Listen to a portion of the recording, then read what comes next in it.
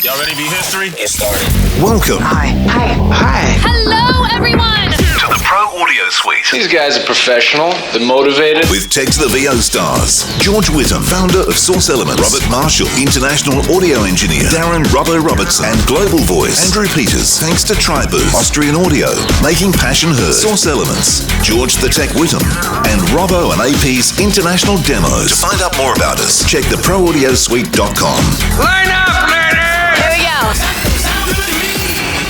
And welcome to another Pro Audio Suite. Thanks to Tribooth. Don't forget the code TRIPAP200 to get $200 off your Tribooth. And Austrian Audio, making passion heard. A few things you won't hear anymore is like give it a couple of jabs on the throttle and give it some choke. In fact, there's lots of things you won't hear anymore.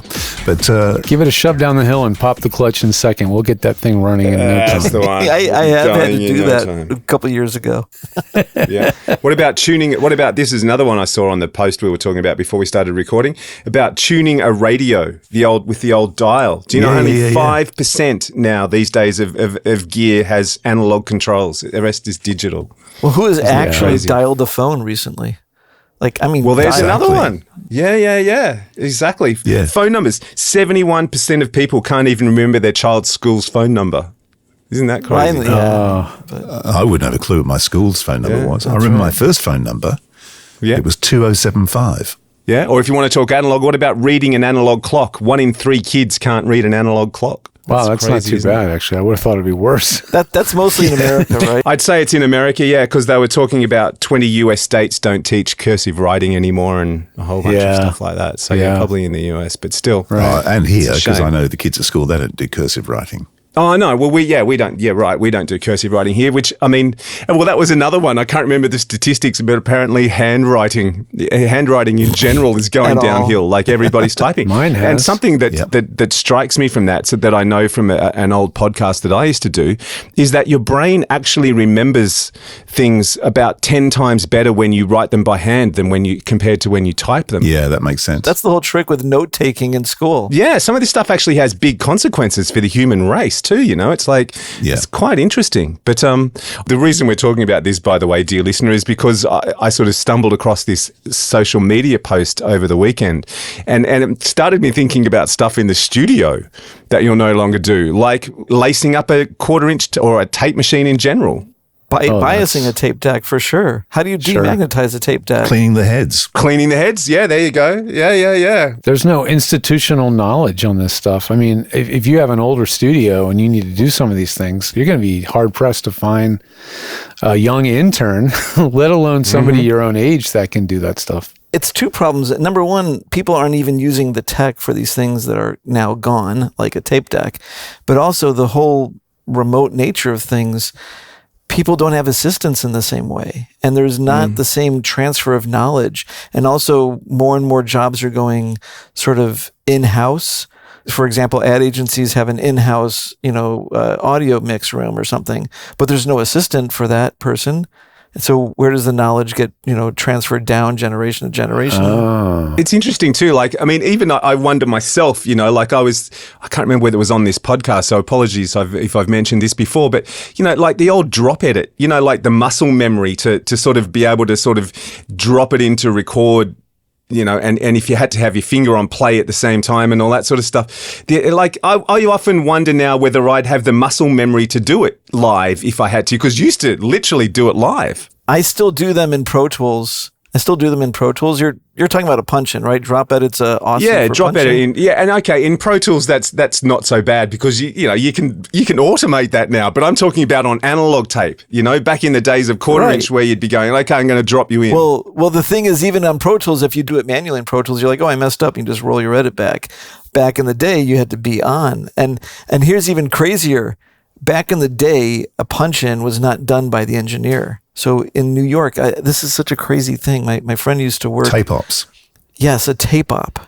would be the guy, and the engineer would have to say, okay, on beat 3 on measure 55, we're going to punch. And then the guy running the tape deck, not the guy running the mixer, because it was all unionized and everyone had their own thing.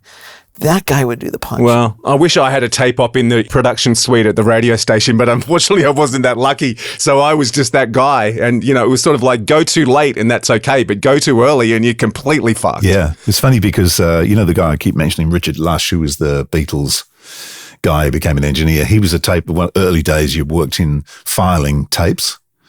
And then the next thing when you got introduced into the studio, you became a tape op. And I said to him one day, when you were recording the Beatles, because I think he kicked off with Rubber Soul, I think was the first thing he worked on. And he said, I said, did you ever, when you had to punch in, did you ever make a mistake? He said, yeah. I said, how did the guys, the Beatles, react? He went, no, they were cool. They were just like, all right, we'll do it again. Because they could do it again. Yeah, we all make mistakes. They didn't get stressed out about it. I was listening to David Gilmour being interviewed by Rick Beato. If you haven't seen that one yet, I have seen definitely that. recommend it. And he was showing, they had all this great, they were flying in great pictures and things from Abbey Road because Pink Floyd recorded a lot at Abbey Road. And he's like, in the early days, they were all wearing lab coats. They looked like a bunch of scientists. And it was a very rigid process. And Rick would say, hey, what did you do with mics back then? And David's like, I don't know. I didn't need to care. Right. It was a very compartmentalized process where everybody had a job and a role. Well, and to get the Fairchild was like a whole check it out process. And that was only for certain sessions. The Fairchild was like a major piece of gear that, wasn't, because it was floating around. It wasn't in the control rooms. What do you mean by floating around? Like a floater piece of gear in a studio is a piece of gear that's in a rack and it doesn't live in a particular room. Well, you can move it from right, because it's so expensive. You can't have 4 of them or whatever. But there's also things like Jeff Emmerich, who was another engineer. They used to have measurements between microphone and like kick drums. You mean just the tape measurements? Really close. Yeah. And he moved his too close, and they it's like, don't ever do that again. Right, because they were scared about blowing the microphone or something. Yeah. Well, there's another one too. I mean, miking up a drum kit. There's a skill. And what about the other one I thought of too is like dialing in a reverb or a delay. Like these days you can just set the tempo. You can set the session tempo in your plug-in and bang, it's done. How about rehearsing? Let's go backwards for a quick second though. So just jump back to punch-ins, okay? With punch-ins, and I noticed this with a lot of the artists these days, especially the like semi-pro or amateur artists that I record here and there. Punching in, you all know that the way you get away with a late punch is by having the singer do the line beforehand. So as they're going along with it, if you're late, it's still there. They sing along with themselves. Half these kids, they have no idea. And when you try to explain this to them, they're just like, what? Like, I'm going to start there. It's like, no, do everything beforehand. And half of them don't even, like, especially with this like whole freestyle rap thing, they can't even do the same thing twice. Like, they can't even go back and go along with themselves. Yeah. It's not written down. It's not notated on sheet music. But doing commercials, when you had to do a drop-in, you'd read along with your previous read until it dropped. To the point where you could be that good at it, you'd actually phase your own voice. Correct. Yeah, I know a couple of voiceover artists who were very good at that. Absolutely. I could do it, yeah. Yeah, there you go. And that's how you would get the same pitch, and you would launch from the same place, and it would blend perfectly, because if not, if you drop in cold, you're in the different pitch, and exactly. And you had that start-up sound energy too. You're sort of like jumped in right as opposed to just naturally flowed into it. Exactly. Yes. This is a lost art on both sides of it. Not just the engineer learning how to hit a punch button, a record button at the right time, but even more so the artist knowing how the session flow goes. Like, all right, I'm going to roll back. Can we talk about punch-in for a second? Sure. We teach voice actors how to edit and do edits and record and do pickups. And punch and roll, it got picked up by somehow and became the term. But is there really, truly a big advantage to the quality of the performance to do a punch and roll versus recording like 5-6 takes and then comping it back together? Absolutely. It's, first of all, someone who's good at punch-ins will speed the session up because you are basically doing your edit and your punch at the same time. They're doing your editing for you. That's right. Yeah, absolutely. But does it improve the performance? I know it's faster, but does it improve the performance? I kind of feel like yes, it does. I think so. It improves the consistency because you get a take and the producers are like, oh, that's a great take. And then when you go to cut it in, it doesn't blend. Yeah. It doesn't work. And then you're doing it again. It drives me crazy because really in voiceover, no one does a punch in anymore. It's always do another take, do 3 in a row, exactly. cut it in. No, I didn't like that. Yeah. And then you're like, but if you just did it on the fly, you would know you had it or not right away. I kind of feel that's because of the digital age too, though. You know, it's sort of like we don't, like, you know, back in the day, you know, like on analog especially, like if I had a voice talent coming in my radio days, right, where I'd be making maybe 20 or 30 commercials a day, I would know Andrew's coming in for a session today at 12 o'clock. So I'd have all my music beds, if they were just straight 30-second rip and reads, I'd have all my music beds lined up on the multitrack. And I'd just get Andrew in and get him to read to them. And I don't know about you, Andrew, but I always felt that the voiceover artist would be appreciative to hear the music in the headphones because then they got a vibe for how they're supposed to read it and that sort of stuff. And that's something that's lost these days. That's lost too. Yeah. Recording with the music is also like half the time people don't want to do that. Getting direction. Direction. Yeah, that's going to be a lost art too soon, you know. It's like, and that's feedback I get from doing my voiceovers is people go, oh, I love being directed. And I kind of feel like, fuck, aren't you? Aren't you regularly? It's sort of like, no, obviously not. No, because everyone's just saying, record it and phone it into me, send me files. Yeah. So, Robert, when you do a live session with someone, do you do, well, we used to call it drop-in, I think. I can't remember now. It's so long ago. I'll do that. Yeah, I'll punch it in. Yeah.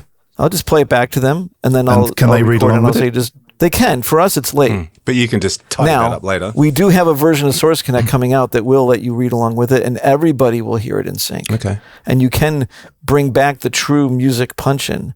But I will very often tell a talent to read along with it and go. And 3 out of 5 times, they mess it up. They don't know how to do this. And they just don't read along, or they do read along and they go, and then... And it's like, that's not the point. Like read along with it for real, not like, shadow. But do you think hearing themselves back while they're reading, so they're getting that doubling thing, throws them? Because I kind of feel that's what it is. It gets them the pitch. That's the pitch. You're saying it's confusing them, though. Yes. They don't know how to do it. They don't know. And why don't they know how to do it? Because they're coaching. The coaches don't coach them on how to do it? Because no one's made them do it before. I think it's just practice. I think it's just practice. Because the coaches teaching them this stuff are not engineers half the time. Well, I guess what I'm getting at is like, I teach a lot of people how to record, and I feel like I need to take it on myself now to really kind of maybe prioritize that method more than I used to. I would always say, well, you could do the dog clicker method, and just record all your pickups later, or you could comp it together later, but maybe I should be a little bit more insistent on, you should really learn how to do a punch in. Surely for audiobooks. Yeah. For audiobooks, they should know it. They should know how to do this. But even on commercial, like a 30-second commercial, is it better that they try to get a top to bottom read? So the problem with 30-second commercials is this. For audiobooks, it's imperative because then you get your edit on the fly, and there's so much shit to record and do in an audiobook, it really speeds it up. So edit, like punch on the fly. But for TV commercials, the main problem is that the producers have lost the ability to hear it in place, and they all want 3 in a row. And they also all want to break it down too much. The style of recording is like, record the script in full 3 times, then they don't even give a shit. Like, why did we even do that? I guess just to get the talent familiar with the script.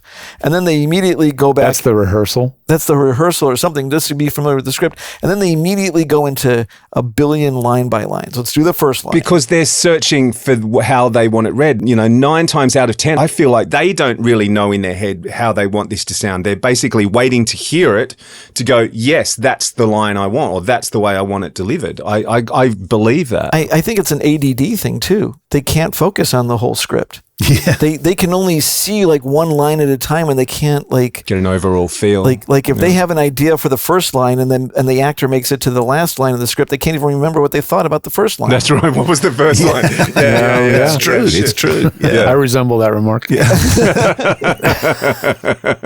But it's so true. I mean, I like even sessions I've done recently, the same thing. They don't seem to remember what the hell was read like 2 lines back.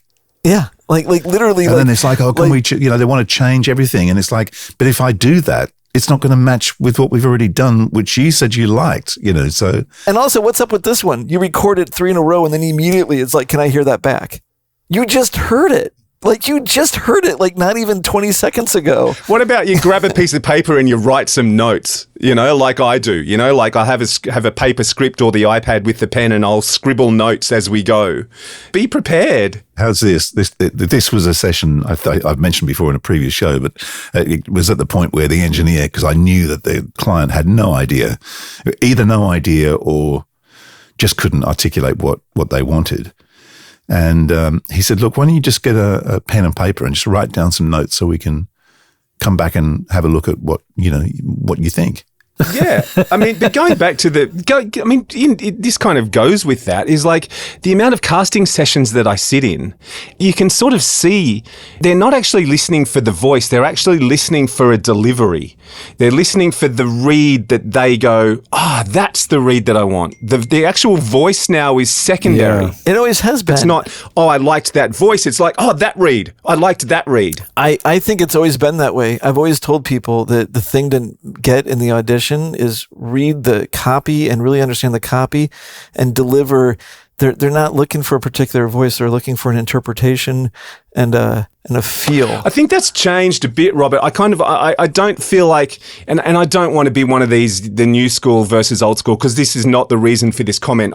This comment is purely based on, just experience. But I feel like 20 years ago when I used to sit at take 2 or something like that, it would be more about the voice. It would be more about, I think he needs to be a bit older. I think he needs to be a bit, or she needs to be blah, blah, blah.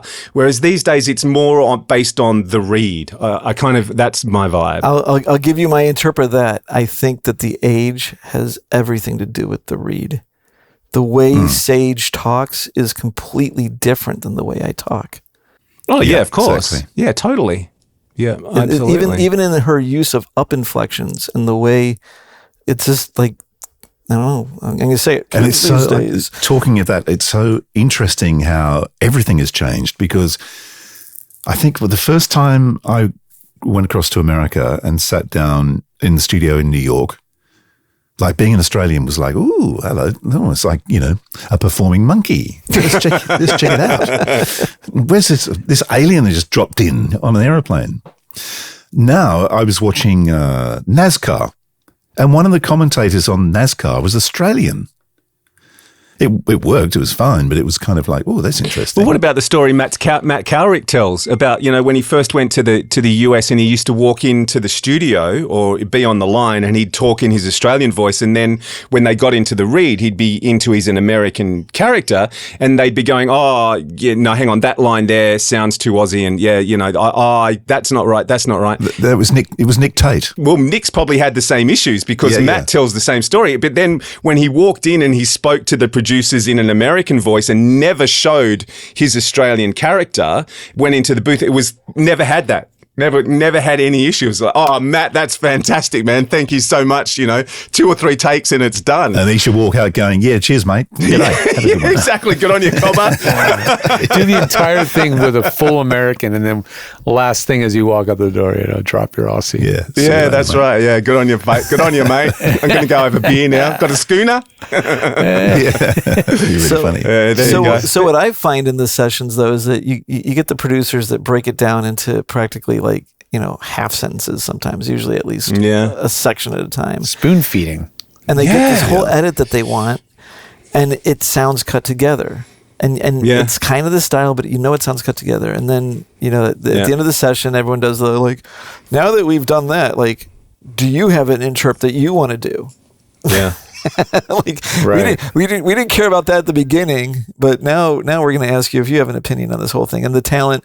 And then I'll usually jump in there and I'll say, let me play you the edit that we have here and just give us that edit, but naturally instead of. And usually the VO, a good VO talent has a much better audio memory, even though they can't punch in necessarily, or they're not used to punching in. A lot of them, they can hear a take and they know where they went up, where they went down, and they can do that again. And then they can, like blend in or give that tweak or hear that like whole music. record and know I went It's up music. there, down there. It is music. When you have good memory for pitch and rhythm, and then you can just go back to right where that was and match it and your best replicate it voiceovers. Your best on voiceovers sometimes are singers, actually. Andrew hates working with me when we do demos together because I'm one of those directors that go, I'll give them the line. Can you give it to me something like this? And Andrew's a line in his reader. face. Yes. He's got a pet hate of that. Those actors what's your love line? readers. What did you say to me once? I'm not a performing monkey or something like that. Probably. Yeah. Shatner is famous for his rant about Which, by the way, who's your client down in like Huntington Beach area? mine. Yeah. Shit. Who is it? He's been in it for a long time, and I don't know if I should say his name.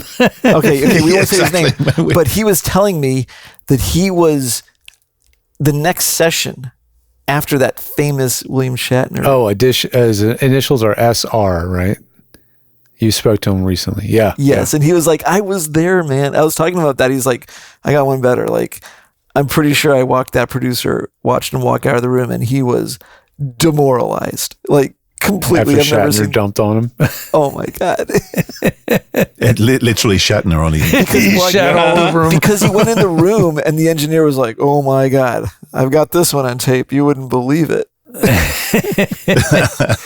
Well, let me Let me drop something for the actor then. So, I have been like teaching ABCs of recording yourself do a voiceover, right? And so I've been telling people, I usually teach in context of commercial because that's what most people are gunning for out of the gate. That's what their first demo is.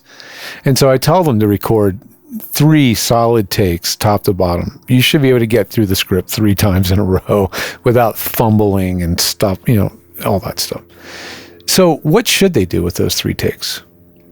Now they've got those 3 takes. What should the actor do with those? Should they listen to all 3, pick the favorite, maybe just de-breath it or do whatever they're going to do? I think as an actor, it's different when you say, can I hear that again? Because as an actor, when you perform it and then you play it back, it is a different experience.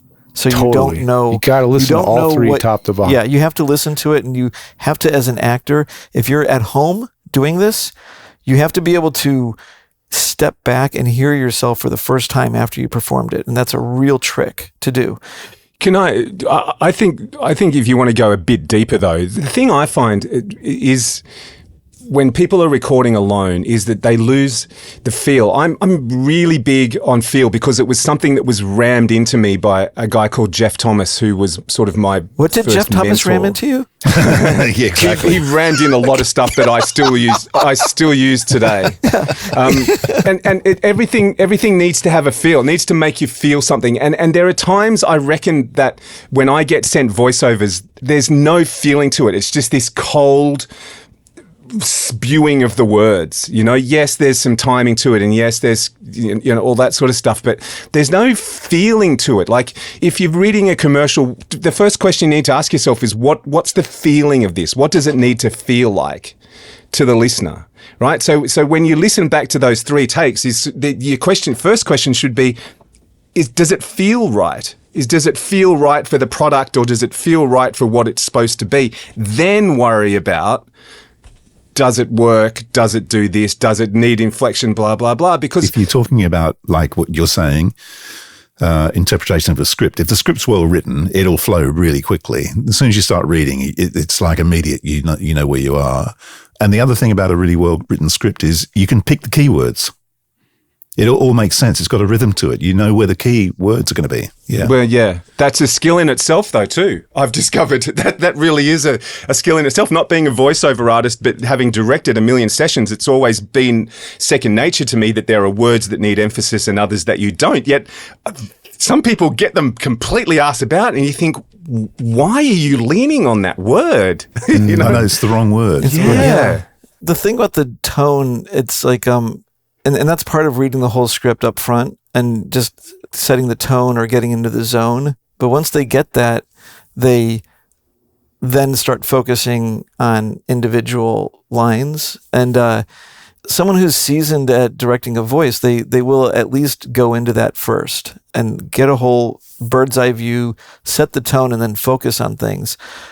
Some of the problem is that it deviates from that point, or you start losing that overall direction.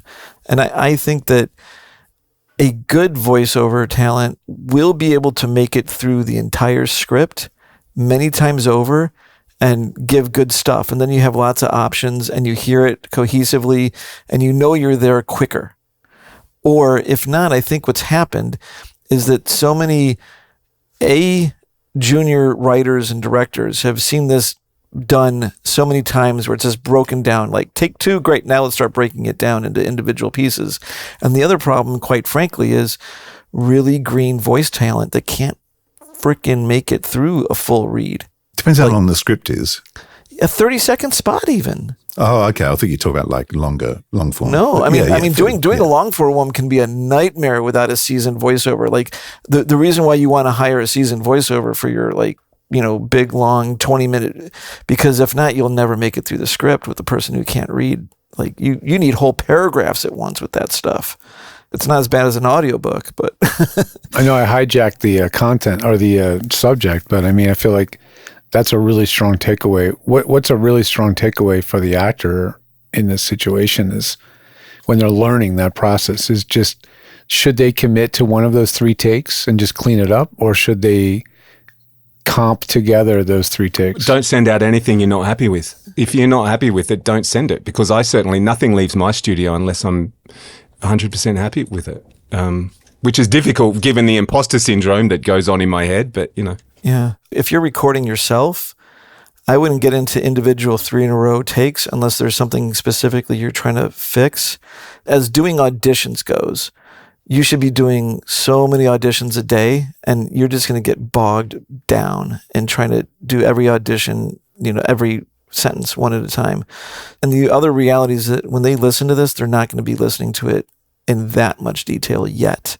So it's broad strokes, and you need to show them that you have an understanding of the script and a unique interpretation.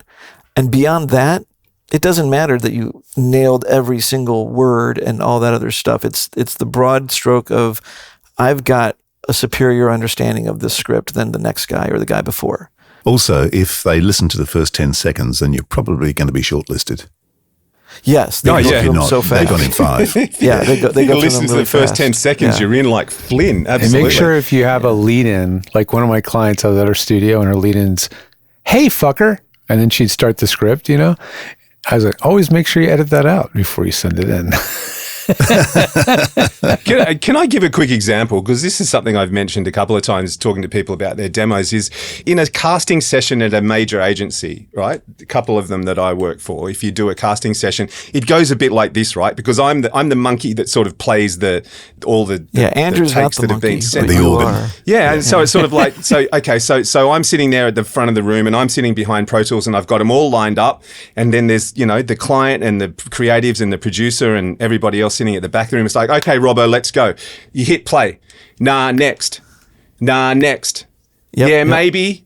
Nah, next. No. Next. No. Oh, hang no. on. Just, No. Yep. Good. Yep. Nah, next.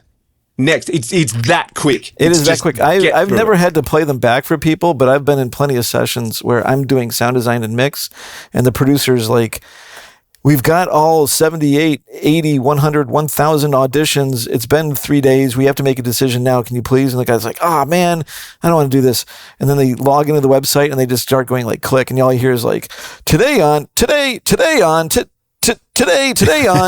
just like start ripping through them so fast. Wow. No one has a chance. I'm telling you, it's the first 3 to 5 words and they are playing the next one. Yeah. Because they don't first thing they don't like doing this. They hate it. And the first thing they're listening for is like a tone. They're just going for a tone. Okay, well, yeah, I like that tone. Can you play some more or shortlist that one? Sounds like you're picking the patches on the synthesizer. Ding, dong, dong, Yes, ding, it's like ding, that. ding, It's very ding, much dong, like that. I like that one. That one. Dong, dong, dong, dong. That's the one. Or is like we talked totally about a that. minute ago, dialing in a reverb or something. It's like, no, that's not right yet. Or the delay's not sitting properly, you know, or whatever. It's just bang, bang, bang, bang, bang. Decision, decision, decision. Yeah. It's like a keyboard. You just work your way up a keyboard until you hit a note. Until you hit the I right like key. that. I like that. Yeah, that's Yeah. the note I like. Yes. Yeah, George, absolutely. it is completely like that. And it's so sad. And the reason why I say that is because I know that probably each one of those auditions, someone spent somewhere between at least 5 minutes and an hour on it. 5 to an hour, yeah. Which And is the reason, Andrew, that I always said to you, I don't understand why people slate their demos. You know, Yeah, people just go, waste oh, it, hi, waste it. I'm such Yeah. and such. It's like, nah, you're Well- gone by now, buddy. You're long gone. They haven't even got that far. You're told to. Like, it depends on the audition. Some say slate at the top of the read, and some say don't. Yeah. Well, I'm talking demos here, not auditions. They're demos because sometimes that's all that gets thrown into the mix at these agencies. And so, you know, 90% of them start with a spot where others go, hi, I'm such and such. And it's like they get through, hi, I'm, and it's like, next. Next, I hate that Yeah, guy. What a dork. Exactly. Which brings it down to another thing, which is a lot of the time, all these auditions, but when the audition goes badly or they hired somebody and they didn't like them, it is right back to the guy that I know that's done it a million times. It's always never failed. The Andrew, whoever it is. And then on the phone straight away, yeah. Yeah. Are you available right now? Holy Right now? shit. We're in session. We just found out that this guy can't read or that whatever it is, that he over-doctored. I had one of those years ago it was a Jaguar commercial, and I got a call saying, how quickly can you get here? Right. Because the guy had a tantrum in the booth because he couldn't get the read right, and he had a tantrum, and they went, okay, thanks, that was good. See you. See you later. Well, I had one not long ago, and I won't even say the sex. This person's name is now a running joke at the agency. So, and you'll understand why that matters in a minute when I tell this story. Is like we got them in based on their demo to do a read that was on their demo. That it was the exact do read. It their was own like demo. They literally couldn't the do their brief own was, you demo. know, that read on your demo. We want that. They couldn't do it. Right for an hour. They paid for an hour, so we kept them there for an hour. Couldn't get it. They walked out the door. This is a major international agent. That person will never work at that agency again, and their name is now actually a joke. It was how was your session? It was kind of a Jonathan, and Jonathan's not the person's name. But it was a bit of a Jonathan. It's now a joke at the agency. They've burnt themselves forever, you know, at this agency, and it's like, and those people will not just stay at that agency. They'll move on. Of course, they'll move to other agencies, And they do. Yeah, and lot. it's like, Yeah. don't do it. You know, Don't please a lot of do agents it. use a slate of another sex? So it would be a female slating Andrew's demo. Isn't that something that's done too? I tell you what I did do years ago. I got Jim from Lotus.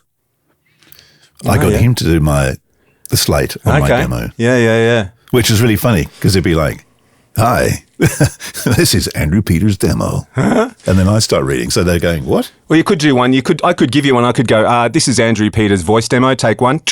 It should just be AI. You should just use AI to slate it. Yeah. There you go. That'd throw them. Some robotic voice. But George, going back to like, what should a voice talent know to do and learn how to do? They should definitely learn how to do a punch and roll and read along with themselves and catch onto that previous read and follow it and shadow it tightly and then keep on going from some point onward. They should learn how to do that. They should learn how to listen to a read and give it back exactly the same on 1 or 2 listens. That's a huge, huge skill a voice talent needs. Rhythm, Number pitch, 3. energy. Yep. And then the Everything. last thing that voice talent needs to know how to do is when they're asked for something different, give me something different. Yes, Yeah. exactly. Do you know the funniest thing? And I won't obviously mention who this was, but someone came here during COVID to do a session down It was the line, Jonathan, and it wasn't was it? one of those. It was Jonathan. 3 and yeah, Jonathan. Yeah, that's just Fucking Jonathan bloke. Jesus Christ. How's he get all this work? Jonathan's lovely. Jonathan's a lovely lady. And it was like, can you give me 3 in a row? And it was 3 exactly the same. All the time happens. Well, that's That not happens. unusual. I don't think you actually understand what they meant. Like 3 in a row, like 3 Different ones, yes. not Right. 3 exactly the And, same. and that's excusable maybe the first time, and you're like, no, give me a variety, give me this or that. Learn from that. Yeah, Oh, exactly. Is this the same? Do we call this an ABC read, Robert? We call it ABC. Yeah, give me Yeah, three you in a do, row. Usually it's 3 in a row or ABC. ABC. And there's another subtlety to this because we want 3 different ones, but we don't want one like this and one like this and one like that. Like it's got to be Right, they're not characters. 3 in the zone, but like and I can tell that some actors. This is the other funny one. Some actors, when they're asked to do 3 in a row, they do all 3 exactly the same in the different way. 1 up, 1 flat, 1 down. Oh, different tones. 3 in a row again. right. 1 up, Yeah, 1 yeah. flat, 1 down. Every Yeah. time they're asked for a 3 in a row, it's like that's what they were taught A to do. formula. Yeah, it's just a formulaic thing. Yeah. Which, when you get towards the end of a session, when that line normally comes out, you know, it's sort of like, okay, well, we think we're about right, but can you just give us three in a row? That's just another version of please give it to me differently. Like now I've asked you for 3 takes, that's right. and now I've just gotten 3 of the same. We've up, established flat, a down. tone. We've established a cadence. Now, can you give us, you know, some variation in there that we can play with? That's right. Absolutely. Yeah. It's a Pretty very subtle standard thing because it's question. like you want to be in the pocket, but you got to be different. And it is. We're not crazy. Like I know when I hear the same thing twice again. I know when I hear something that I could use that take or the other take, and the clients are like, give me C from this one and D from that one and B from the other one, and then you hear it and whatever, and you know that like B and D are interchangeable. I could edit B or D in there, and the clients won't actually know which one it was. I think you said a really great thing earlier, which was even if you comp it together and now you have a performance, now you have the guide flow. track. Yes. So yes. you make your own guide track. You can comp together your takes. That's it your natural. guide track. Now read that. Now Make it natural. Yeah, that's Yes. not a bad one. Because Yeah. you as a performer will do a far, far better edit if you don't edit. Yes, It's always the way to do it. Like if Perform we it. have time at the end of the session, I always ask for that, and a lot of the times like, oh, that's really good because it's got all the little nuances. If the It's talent like you is did your own good- demo. It's like you if the did a talent's good demo at of what listening you to wanted. something, yeah, And then you use the demo as a guide track to then guide you on the performance. That's but an it takes interesting that hack. skill of being able to listen to something and give it right back to you. Like you got to be really good at parroting something, and then you can do And that. also, it's about memory as well. Like you remember during the session that they liked that line read X, that line read this way. And if you can remember some of that stuff, when you give them one take at the end, then all the good bits they want should pretty well be there. That's where that Right, pencil right. comes in. Andrew, do you have your own shorthand? Yeah. Do you have your own shorthand, like up on a phrase, down on a phrase, flat? Do you have like your own way of noting how to read the script? Look at them. There's the pencil. Look. Yeah. Are you asking me? Because I don't have a clue. No, I'm sorry, Andrew. me. Andrew, Yeah, do Andrew, you have your own shorthand? Like if you make an arrow up, that means up inflection at the end, or down inflection, or this means more energy here. If it's going to be a long session, then I'll print out the script. If it's not, I'm just using an iPad. But I have things like if they say things like, and this was stuff I nicked. And in fact, I was doing a session with this guy last week, and he gave me another quirky little bit of direction. And I said, Paul, you always give me the quirkiest direction, but I always hang on to them because they work. I remember doing a session years ago with him, and I kept hitting the same word. And he goes, no. He said, look, I'll tell you what to do. Can you cross and out? And can you write it upside down? Oh, okay. And it tricks your brain because your brain gets to that word and it's like, what the fuck's that? And it just makes you reboot. And it works every time. That's an Fascinating. interesting one. But it's on a word that he doesn't like the way it's being read. Is that what it is? It's if I get into a rhythm where I'm hitting the wrong thing. Yeah, he was Oh, doing I it see. every Same You're time. time too, every- you're yeah, too same thing every rhythmically, time. you're too locked into this tempo and rhythm. Yeah. I need to put a little thing that's going to make you trip for a sec. And then- So Andrew, Yeah. you're reading it every time. Yeah. See, I think a lot of voice talent, they memorize the script after a couple takes. Oh, no, wonder. I don't memorize scripts. I've got no memory anyway. I wonder. I'm like an old computer. I'm fucked. I should be just holding the door open. That's funny because I find that I like it. I can tell when actors are reading it, and it's better when they're not reading and when they're saying it from memory. The performance is always much better. You can tell when someone's reading. It's almost like from a audio point of view, you can see their eyeballs going back and forth. You're probably right for a less experienced actor for sure. Like someone that has a lot less experience reading off the page convincingly, for them, that's a really, really good trick, is to memorize the script. Get them off the page. I think it's important to make it natural. Yeah. Well, the interesting thing is when, years ago when I used to do like some on-camera acting and stuff, well, you had to learn the script because you can't stand there on camera with a fucking script when you're in the middle of a drama. But it was much easier to learn the script and then deliver it because, like you said, it's much more natural because you're not reading anything. You're just saying the words in a conversation.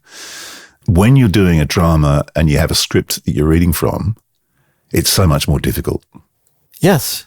Yeah, because you're reading and acting at the same time. Yeah, and they don't go together very well. Right. I also, this drives me crazy when I'm doing industrials and they have the talking head person who's like standing on a green screen reading stuff, and they're just like their eyes are moving. Yeah, the eyes are moving. I fucking hate that. It's like, look me in the eye and tell me your message. Don't, like, I'm not a freaking page. But there's so many famous actors, like, historically, and we talk about like big actors from years gone by who could never memorize a script, and they'd have the other actor with the script pinned to their chest or something, or someone with pinned on their back, it's like, because they couldn't remember the script. And they just read off the guy's coat, But they sure are pretty. Yeah, exactly. Well, there's that. But I'm thinking of a couple of male actors. That doesn't work in the sex scene. You can bleep that one out, Robbo. That's where lipstick comes in handy. You don't write a lot of sex scenes, do you? No, I don't. You're right. And he doesn't have a lot of sex scenes, though. Based on that as well. Well, that was fun. Is it over? The Pro Audio Suite, with thanks to Tribooth and Austrian Audio.